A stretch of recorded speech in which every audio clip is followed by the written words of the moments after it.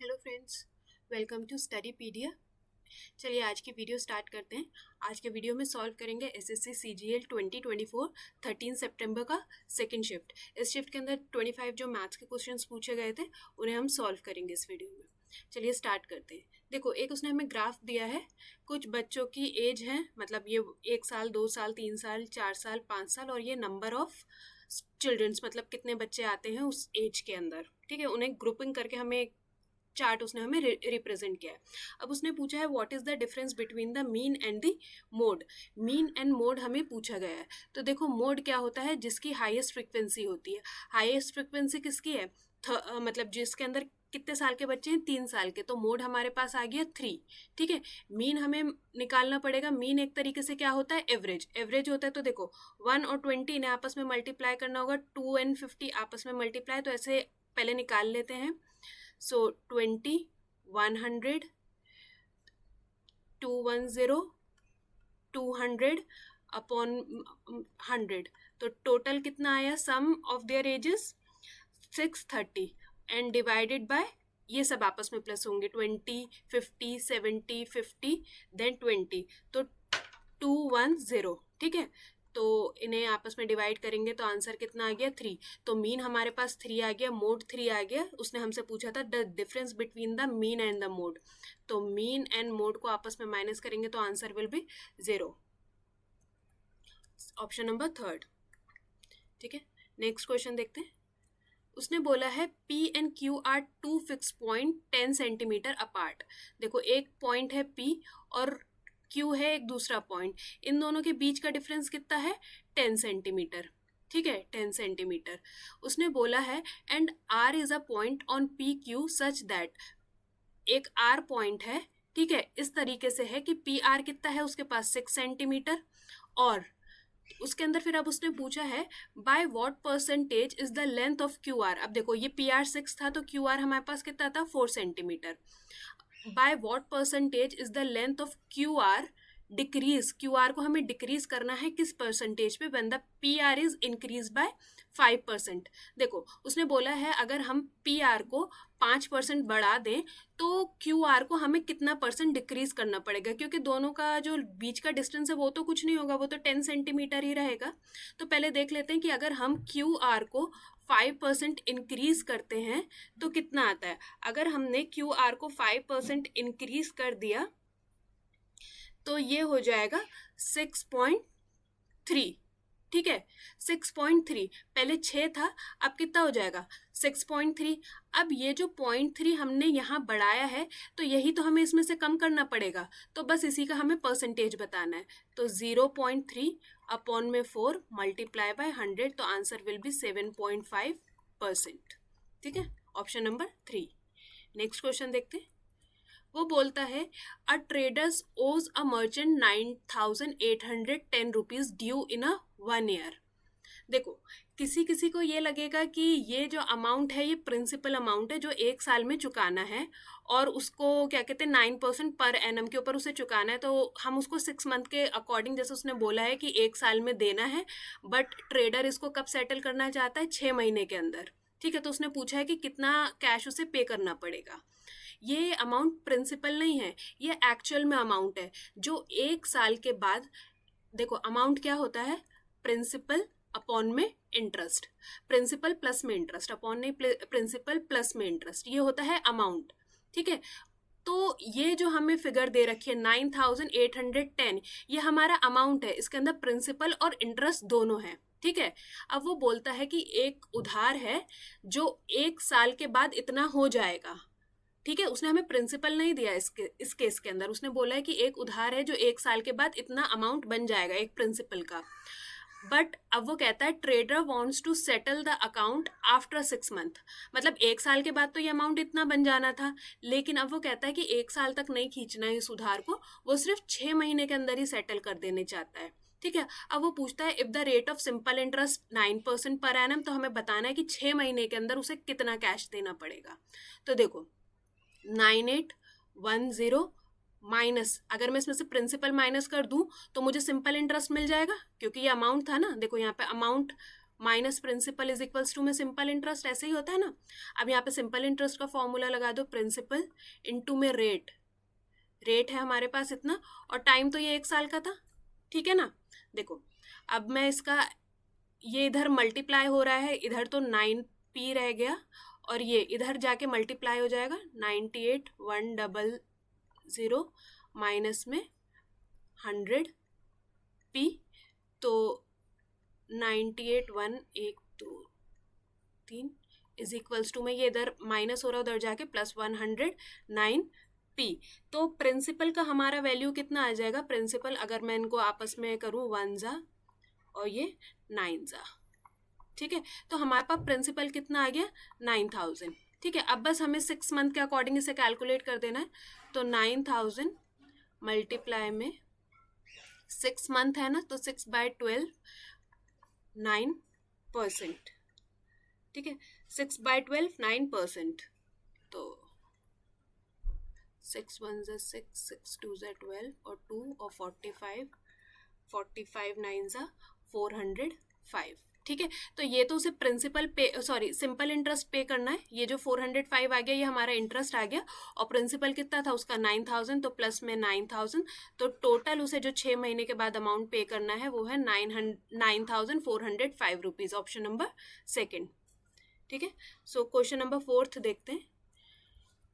A discount series 10 और 16 on a invoice is the same, तो हमसे क्या पूछा, सिंगल डिस्काउंट बताना है, मतलब इक्वलेंट डिस्काउंट, तो 10 + 16 माइनस में 10 मल्टीप्लाई बाय 16 अपॉन में 100, सो आंसर विल बी 24.4%। सो इसको ऐसे भी कर सकते थे 26 - 1.6, ये इधर इतने का 1.6 आ जाता, और ये 26, तो answer will B 24.4%। Next question, वो बोलता है P and Q starts running in an opposite direction.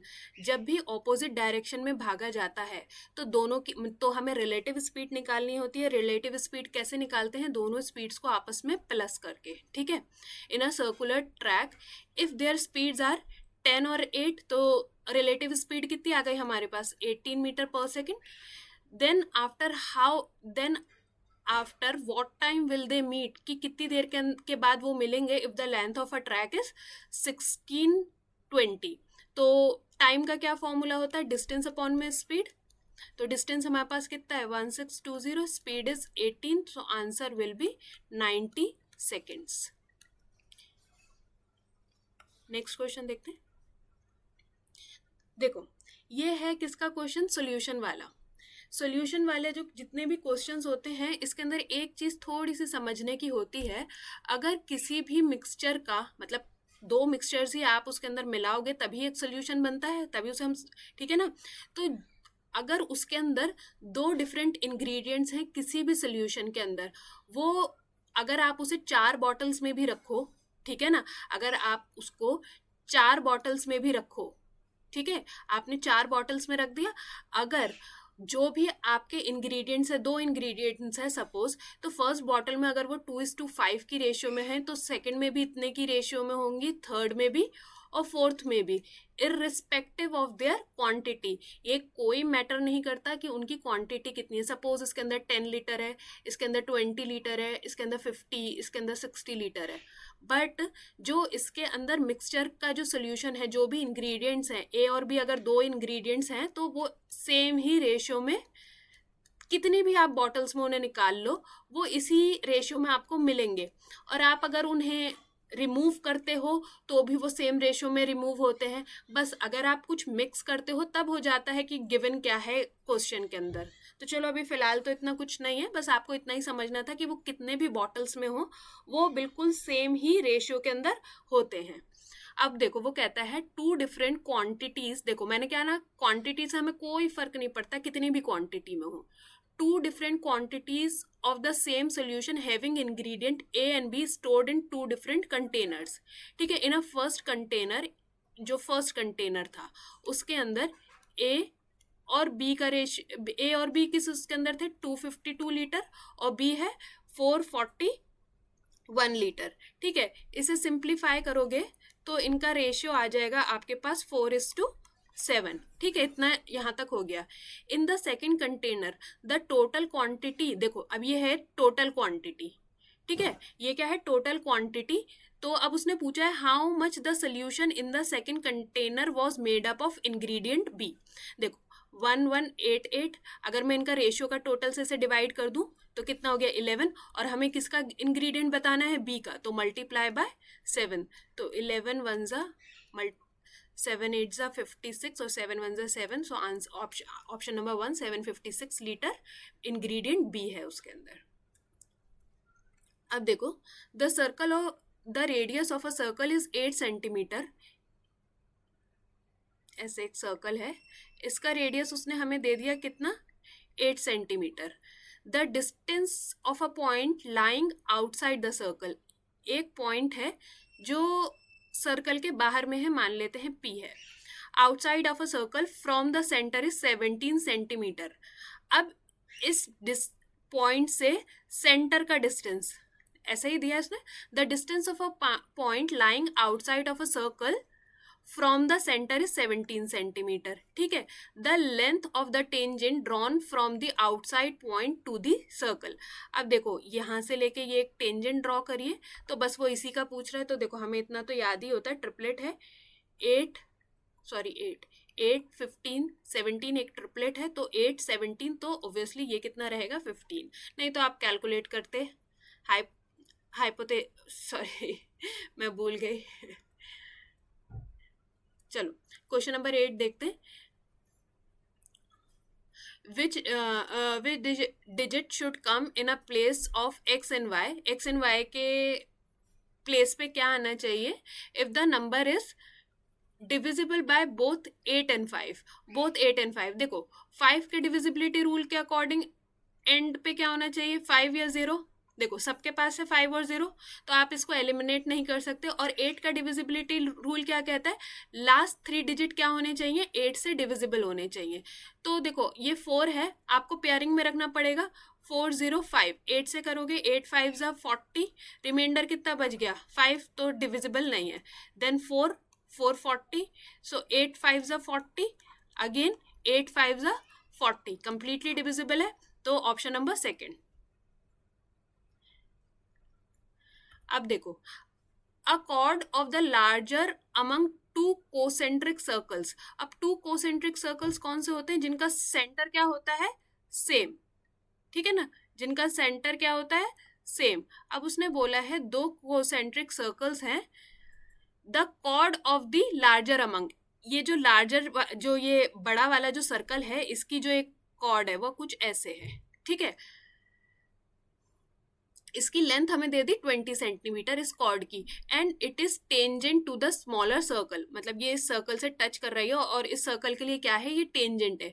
What is the area of the annular portion, annular portion क्या होता है इसके अंदर, देखो अगर मैं बड़े वाले सर्कल में से ये छोटा वाला सर्कल माइनस कर दूं और इसके बीच का ये जो सारा एरिया है इसे क्या कहते हैं एनुलर पोर्शन, तो हमें यही बताना है what is the area of the annular portion between the two circles. अब देखो एक चीज समझो, अगर मेरे पास एक बड़ा वाला सर्कल है, बड़ा वाला सर्कल का मेरे पास एरिया कितना है पाई आर स्क्वायर, इसमें से मैं छोटे वाले सर्कल का एरिया माइनस कर दूं पाई आर का स्क्वायर, ठीक है, तो यही मेरे पास क्या है एनुलर पोर्शन आ जाएगा ना, ऐसे ही हो जाएगा।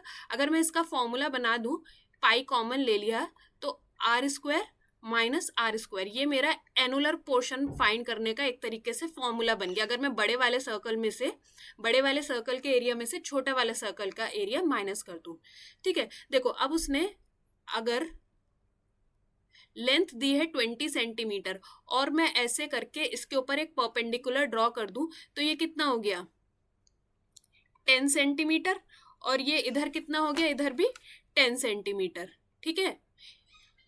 और ये यहां से ये बड़े वाले जो सर्कल का रेडियस है ये हो गया मेरे पास r, ये छोटे वाले सर्कल का रेडियस हो गया r, ठीक है, ठीक है। पाइथागोरस थ्योरम लगाते हैं, ठीक है, अभी मैं पीछे भी भूल गई थी। तो देखो हाइपोटेनियस का स्क्वायर, हाइपोटेनियस कितना इधर R square is equals to perpendicular का स्क्वायर आर स्क्वायर प्लस में बेस का स्क्वायर, ठीक है। तो R square is equals to में आर स्क्वायर प्लस में 100, ठीक है। तो आर स्क्वायर माइनस में R square is equals to में 100। ये अभी हमें इतना अचीव हुआ है, यही हम अपने फॉर्मूले में रख देंगे। तो देखो R square minus R square उसने हमें बताना है यहाँ पे कितना है, तो इसका हमारे पास वैल्यू आ गया 100, पाई ऐसे ही रहेंगे। तो एनुलर पोर्शन का जो हमारा आंसर है, मतलब एनुलर पोर्शन कितना होगा, तो वो उतना होगा 100 पाई। पाई को उसने सॉल्व नहीं करा, तो 100 पाई इज द आंसर। बस आपको समझना था कि एनुलर पोर्शन क्या होता है, तो ये तो बहुत कॉमन सा फॉर्मूला है। देखो सिंप्लीफिकेशन का फॉर्मूला का क्वेश्चन है, पहले तो इनको सबको लिख लेते हैं। 3 1 ज़ा 3, 4/3 plus 7/4 multiply by 5/3 divided by 3 2 ज़ा 6। डिवाइड का है, मल्टीप्लाई का साइन लगा रही हूँ, तो इसका क्या हो जाएगा, रेसिप्रोकल। तो 2 न्यूमरेटर हो जाएगा और 7 डिनोमिनेटर हो जाएगा।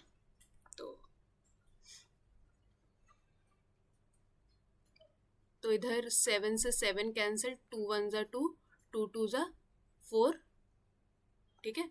सो 4/3 प्लस 5/6, एलसीएम ले लेंगे 6 का, तो 8 + 5, तो आंसर विल बी 13/6। और इसको और सिंप्लीफाई कर देंगे डिवाइड करके, तो answer will be 21/6। Option number 4। Next question देखते हैं। ABC is an equilateral triangle. सबसे पहले तो इक्विलेटरल ट्राइंगल का एरिया का फॉर्मूला क्या होता है, √3/4 A², ठीक है। PQR are the mid points. देखो अभी मैं एक चीज आपको एक ये बना के दिखा देते हैं। एक ट्राइंगल है PQR, और जो उनके मिड पॉइंट्स हैं side, ABC is an equilateral triangle.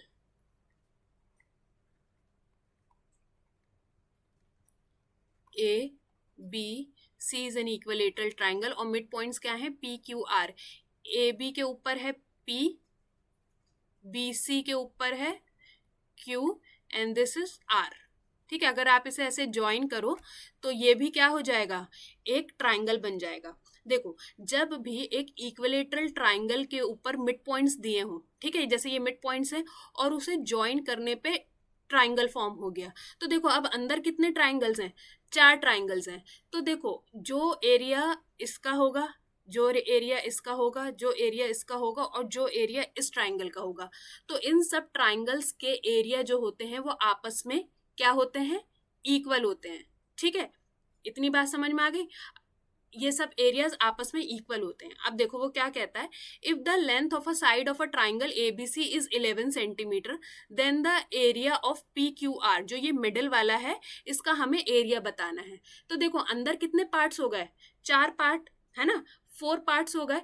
अगर मुझे एक पार्ट का मतलब ये, अगर मैं इसका एरिया निकाल लूँ, √3/4 मल्टीप्लाई में 11 इंटू 11, और अगर मैं, मुझे कितने अंदर कितने ट्राइंगल्स हैं, 4, और 4 में से मुझे कितने का एरिया चाहिए, एक का एरिया चाहिए। मतलब टोटल ट्राइंगल्स कितने बने थे, 4, और मुझे एरिया किसका चाहिए, एक का। अगर मैं ऐसे कर दूं तो मुझे ट्राइंगल PQR का क्या मिल जाएगा, एरिया मिल जाएगा। अगर वो मुझसे APR का भी पूछता तो भी ऐसे ही निकल आता, RQC का पूछता तो भी ऐसे ही आ जाता, PQB का पूछता तो भी ऐसे ही आ जाता, ठीक है। तो 11 11 ज़ा 121, √3 और 4 4 ज़ा 16, तो option number 2 is correct. Next question देखते हैं। देखो 10 को हम कैसे लिखते हैं, साइन अपॉन में कॉस, और ये सेक है। सेक कैसा क्या होगा, 1 अपॉन में कॉस, ठीक है। तो 1 अपॉन कॉस यहाँ रहेगा, तो रेसिप्रोकल में कॉस अपॉन में 1 हो जाएगा। तो साइन का वैल्यू कितना आ गया मेरे पास, साइन का वैल्यू आ गया 1/2, और 1/2 साइन कब होता है, 30 डिग्री पे, ठीक है। पुट कर देते हैं। देखो ये साइन प्लस कॉस का क्या दे रखा है, होल स्क्वायर, मतलब A + B का होल स्क्वायर, तो A² + B² तो 1 हो जाएगा, प्लस 2A। ए तो हमारे पास देखो साइन है, साइन 30 डिग्री पे कितना हो गया, 1/2, और B हमारे पास क्या है, कॉस, कॉस 30 डिग्री पे क्या होता है, √3/2, तो 1 + 2√3 अपॉन में 4, एलसीएम ले लेंगे, सॉरी ये 2 से 2 कैंसिल हो जाएगा,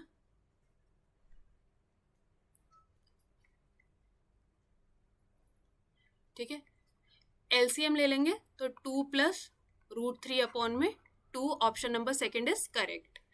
नेक्स्ट क्वेश्चन देखते हैं।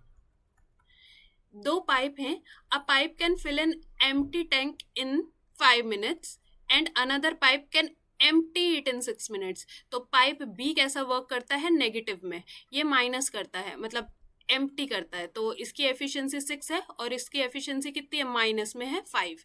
If both pipes are open simultaneously, अगर दोनों पाइप्स को एक साथ ओपन करा गया है तो वो पूछना चाहता था कि कितना देर लगेगा टैंक को फिल करने के लिए, 30, और मतलब दोनों पाइप को एक साथ ओपन करा गया है तो दोनों पाइप्स का एफिशिएंसी, तो 6 प्लस माइनस में 5, एफिशिएंसी कितना आ गया 1, तो कितना देर लगेगी इसे फिल करने में, 30 minutes। Option number 4 is correct. Next question देखते हैं। देखो ए और बी का वैल्यू हमें दिया है, then find the value of A square plus B square plus A B. देखो इसके अंदर क्या करेंगे, नीचे वाले जितने भी डिनोमिनेटर है, अगर आप इसका एलसीएम लो, मैं आपको एलसीएम लेके दिखा देती हूँ कैसे होगा। देखो ए, तो यहाँ पे ए, यहाँ पे बी, यहाँ पे अगेन ए, बी, सॉरी ए फिनिश हो गया, बी और बी स्क्वायर, ठीक है, देन बी और ये बी फिनिश, देन बी, तो हमारे पास एलसीएम कितना आ गया, ए स्क्वायर बी स्क्वायर, ठीक है ना। आगे फर्दर प्रोसीड करते हैं, तो बी स्क्वायर प्लस में ए स्क्वायर प्लस में 2ab, ठीक है, ऐसे ही आ गया। अब देखो ये आपको दिख रहा होगा, ये क्या है, a प्लस बी का होल स्क्वायर, ये क्या है ऊपर, फॉर्मूला क्या है न्यूमरेटर में, a प्लस बी का होल स्क्वायर, तो a प्लस बी का होल स्क्वायर अपॉन में a स्क्वायर बी स्क्वायर, और a प्लस बी का वैल्यू हमें कितना दे रखा है, 1 अपॉन में a square B square. Option number second is correct. Next question देखते हैं। देखो साइन b ऐसे बना देते हैं, साइन b इज 15 अपॉन में 17, तो ये कितना हो गया 8। अब कॉस b, ठीक है, कॉस b होगा 8 अपॉन में 17, सेक इसका ऑपोजिट 17 अपॉन में 8, माइनस में 10 इज 15 अपॉन में 8। अंदर एलसीएम लेंगे, ये ऊपर रह गया 15 माइनस 7, 2 मल्टीप्लाई में 8/17 है ना, 8/17, सो answer will B 2/17। Option number second is correct. देखो इसके अंदर क्या है, रमेश सेल करता है राइस को 36 पर केजी विच परचेस्ड फॉर 30 पर केजी। रमेश एक 30 रुपए की चीज को कितने पे बेच देता है, 36 रुपए पे, ठीक है ना। ये कॉस्ट प्राइस है उसका, ये उसका सेलिंग प्राइस है, लेकिन he gives only 800 gram of rice. घर से जो वो लगा रहा है 800 ग्राम लगा रहा है, और आपसे पैसे कितने पे ले रहा है, 1000 पे ले रहा है। देखो यहाँ पे एक छोटी सी कंफ्यूजन वाली बात ये थी, जो ये हमारा 30 रुपए का कॉस्ट प्राइस था, ये कितने का था, मतलब 100,000 ग्राम का, 1 किलो का हमारा कॉस्ट प्राइस कितने का था, 30 रुपए का, है ना। वो 1000 ग्राम ही तो लेके आया था खरीद के 30 रुपए में, लेकिन जब वो दे ही आपको 800 रहा है, तो उसका कॉस्ट प्राइस तो 30 रहा ही नहीं, ठीक है ना। तो देखो इसको सॉल्व करेंगे, पहले हम इसका ना एक्चुअल कॉस्ट प्राइस निकालेंगे, देन सेलिंग प्राइस तो हमारा 36 ही है, ठीक है ना, सेलिंग प्राइस तो उसका कुछ नहीं हुआ, उसने हमसे प्रॉफिट परसेंटेज पूछा है, और क्वेश्चन के अंदर उसने हमें कंफ्यूज करने के लिए 30 कॉस्ट प्राइस दे दिया, बट उसका एक्चुअल कॉस्ट प्राइस 30 नहीं रहा, क्योंकि अगर वो वेट के अंदर गड़बड़ी कर रहा है, ये तो उसका 1000 ग्राम का था, लेकिन वो 1000 ग्राम नहीं दे रहा है, वो 800 ग्राम दे रहा है। तो देखो ये हमारा 1 ग्राम का वैल्यू आ जाएगा अगर मैं इसे मल्टीप्लाई करूं, लेकिन हमें कितने का चाहिए, 800 का, तो इसको कैलकुलेट कर देते हैं, 3 8 जा 24, ठीक है।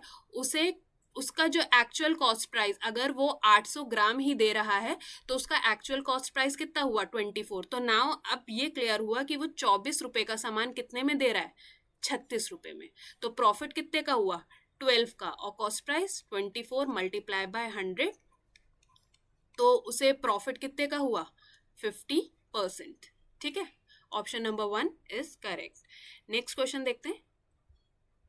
देखो इसके अंदर बस हमें रेशियो बताना है, वो रेशियो बताना है किसके अंदर, फिजिक्स टू दी मैथ्स, मतलब जितने स्टूडेंट्स हमारे किसके अंदर है, फिजिक्स के, और जितने स्टूडेंट्स हमारे किसके अंदर है, मैथमेटिक्स में। तो फिजिक्स का टोटल हमारा कितना आ जाएगा, 1552। अगर इसको पूरे इस सबको टोटल करेंगे और मैथमेटिक्स का टोटल आ जाएगा 1206। तो answer will be 776 is equals to में 603, option number second. Next question देखते हैं। वो कहता है a circle centre is connected to its 50 centimetre long chord. एक सर्कल है जो कनेक्ट है किससे, एक 50 सेंटीमीटर, ये जो कॉर्ड है, ये है 50 सेंटीमीटर, बाय अ परपेंडिकुलर, एक परपेंडिकुलर इसके ऊपर ड्रॉ है कितने का, 21 सेंटीमीटर का। अगर कॉर्ड का लेंथ 50 सेंटीमीटर है और उसे परपेंडिकुलर से मतलब कनेक्ट करा जाए तो और वो परपेंडिकुलर कहाँ से है, सेंटर से है, तो वो कॉर्ड को 2 इक्वल पार्ट्स में डिवाइड करता है। तो ये 25 हो गया और ये भी 25 हो गया। ठीक है, तो हमसे पूछा जा रहा है find the radius of the circle, हमें सर्कल का रेडियस बताना है, ये बताना है। तो r का स्क्वायर इज इक्वल्स टू में 21 का स्क्वायर प्लस में 25 का square. So r square is equals to में 441 plus 625। So r square is equals to में 1066, और स्क्वायर हटाएंगे तो ये कहाँ चला जाएगा, अंडर रूट में। So answer is 1066 under root. Next question. अब देखो इसके अंदर क्या पूछा है, for which of the following values A और B do not do the given equation have no solution, have no solution. No solution में क्या होता है, a1 अपॉन में a2 इज इक्वल्स टू में b1 अपॉन में b2 is not equal to में c1 upon में c2, यही क्राइटेरिया होता है। तो देखो a1 और a2 क्या है, आपस में इक्वल है, तो यहाँ से हमें क्या मिल जाएगा, a का वैल्यू निकल जाएगा। ठीक है, हमें a का वैल्यू निकल जाएगा, तो x का coefficient is 1 minus a is equals to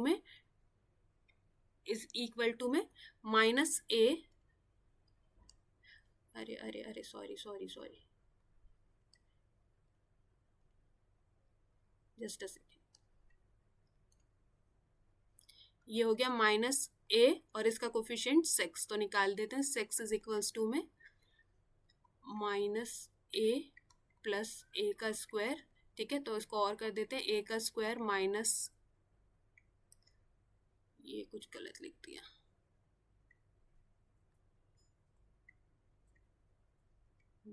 minus a minus minus plus a का स्क्वायर। ठीक है, ए माइनस का 6 इज इक्वल्स टू में 0, इसके दो वैल्यूज बनेंगे तो हमारे पास क्या बन जाएगा, एक मतलब a प्लस 2 और एक हो जाएगा a माइनस 3। क्वाड्रेटिक इक्वेशन को सॉल्व कर दोगे तो a का वैल्यू कितना आ जाएगा मेरे पास 3 और a का वैल्यू कितना आ जाएगा -2। ठीक है, तो देखो a का वैल्यू -2 कहीं भी नहीं है तो 3 है, a का वैल्यू हमने क्या ले लिया, 3 ले लिया। ठीक है, a का वैल्यू जब आप 3 ले लोगे तो इसको सॉल्व कर लेते हैं सेकेंड वाला केस, b1 अपॉन b2 और c1 अपॉन c2 से। तो देखो यहाँ पे a का वैल्यू कितना आ जाएगा, -3 अपॉन में 6 इज इक्वल्स टू में 2 माइनस 3 और 3 प्लस b। इसको फर्दर सॉल्व करेंगे, 3 3 ज़ा 9 माइनस का 3b इज इक्वल्स टू में, ये यहाँ पे -1 रह गया तो ये इधर जाके -6। ठीक है, माइनस का 3b इज इक्वल्स टू में, ये इधर जाके प्लस में, तो प्लस का 3 कैंसिल करेंगे तो b का वैल्यू हमारे पास कितना आ गया, -1। सो ऑप्शन नंबर 4 इज करेक्ट। देखो ये सिंप्लीफिकेशन का क्वेश्चन है, इसे क्वाड्रेटिक इक्वेशन की तरह ही सॉल्व करेंगे। कोई इन दोनों को आपस में मल्टीप्लाई करेंगे, वही मतलब 25 और -48 को आपस में मल्टीप्लाई करेंगे। तो अब हमें दो इसके ऐसे फैक्टर बनाने हैं 1200 के, जिनको प्लस और माइनस करके हमें क्या सम मिले, 10 मिले। तो इसके दो फैक्टर ऐसे कौन से हो सकते हैं, 30 और 40। ठीक है, 30 और 40, बस इसको क्वाड्रेटिक इक्वेशन में पुट कर देते हैं। 25 a का स्क्वायर माइनस का 40 प्लस ए बी, ए और बी साथ में रहेंगे इसके, ए बी प्लस का 30 ए बी माइनस का 48 बी का स्क्वायर। ठीक है, 5a माइनस 40b प्लस 6 निकाल लेते हैं, 5 6 के साथ में एक कोफिशिएंट भी तो निकलेगा 6b, ठीक है ना। तो 5a माइनस में 6 8 48, तो हमारे पास एक आ गया 5a प्लस 6b और दूसरा है 5a माइनस 8b, ठीक है, इतना हो गया। बाकी आगे ऐसे ही लिख देते हैं 5a प्लस 8b, ठीक है ना। ये तो इतने को सॉल्व करा था अभी हमने, बाकी ये 5a प्लस 8b ऐसे ही लिखा, नीचे 5a प्लस 6b डिनोमिनेटर में, तो ये डिनोमिनेटर से कैंसिल हो गया। अब देखो इन दोनों को, ये a minus B A plus B, तो ये क्या है a square minus B square, तो 25a का square a square minus b का स्क्वायर, ठीक है। So option number second is correct. Next question देखते हैं। हमें क्या बताना है, वॉल्यूम बताना है सिलेंडर का। वॉल्यूम किसका बताना है, हमें एक सिलेंडर का बताना है जिसके अंदर उसने हमें बताया है हाइट क्या है, height is equal to the diameter and the radius हमें दे रखा है 4। अगर रेडियस हमें 4 दे रखा है तो डायमीटर हमें हमारे पास कितना हो गया 8, तो हमारे पास बेसिकली हाइट कितनी हो गई 8, ठीक है ना। हमें वॉल्यूम बताना था किसका, सिलेंडर का। वॉल्यूम ऑफ सिलेंडर का फॉर्मूला क्या होता है, पाई आर स्क्वायर एच। सबके अंदर पाई ऐसे ही है तो पाई को नहीं टच करते। आर कितना है 4, 4 4 जा 16 इंटू में एच, ठीक है। तो 16 8 जा 128 पाई हमारा आंसर रहेगा option number third. Next question देखते हैं।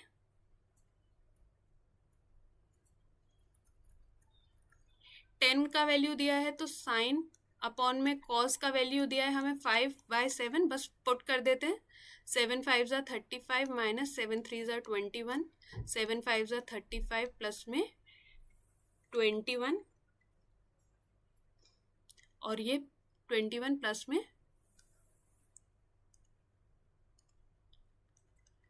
में 4, तो ये कितना हो गया नीचे 56 अपॉन में 14 प्लस का 4, 14 4 जा, सो 1/4, 4 1/4 आंसर रहेगा option number second is correct.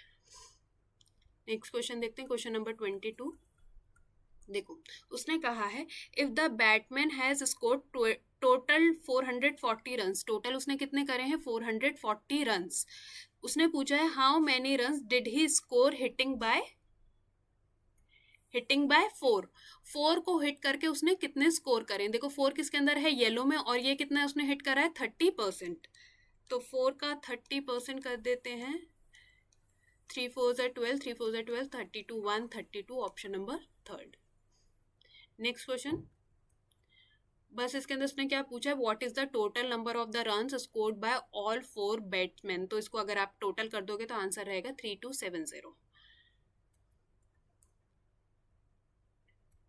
Next है 2 varieties of a tea powder worth rupees 250 kg 300 kg are mix with a third variety, ठीक है।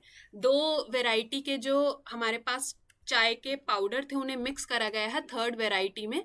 किस रेशियो में मिक्स करा गया, 1:1:2। देखो 250 मल्टीप्लाई बाय 1 प्लस में 300 मल्टीप्लाई बाय 1 प्लस जो थर्ड वेराइटी है इसका हमें रेट नहीं दिया है, मल्टीप्लाई बाय 2 अपॉन में क्या आता है रेशियो का सम, ठीक है ना, सम ऑफ द रेशियोज, मतलब जो उन्हें किस क्वांटिटी के अंदर मिक्स करा गया, अगर क्वांटिटी हो तो वो आता है डिनोमिनेटर में सम ऑफ द क्वांटिटी, अगर नहीं है तो उनका जो रेशियो है उसी का सम लिखते हैं अपॉन में 4, और जो उसका मिक्सचर है वो कितने का, उसे फाइनल आउटकम रहेगा 350 का, ठीक है।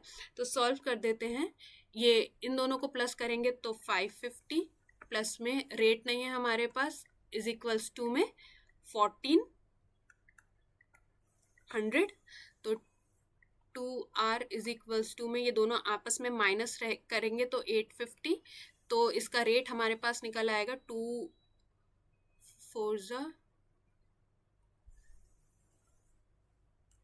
2 4 जा 8, 2 2 जा 4, 2 5 जा 10, तो हमारे पास जो थर्ड क्वांटिटी का जो रेट था वो था 425 रुपीज पर kg।